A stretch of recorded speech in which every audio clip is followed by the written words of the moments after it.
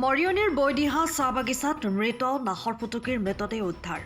মৰিয়নিৰ বৈদিহা চাহ বাগিচাত পুৱাই উদ্ধাৰ হৈছে এটা মৃত নাহৰ ফুটুকী বাঘ। বাঘটোৰ দেহৰ বিভিন্ন অংশত আঘাতৰ চিন স্পষ্ট।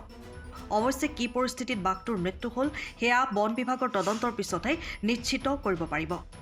মৃতদেহ বন বিভাগে উদ্ধাৰ কৰি মৰণোত্তৰ পৰীক্ষাৰ বাবে প্ৰেৰণ কৰে।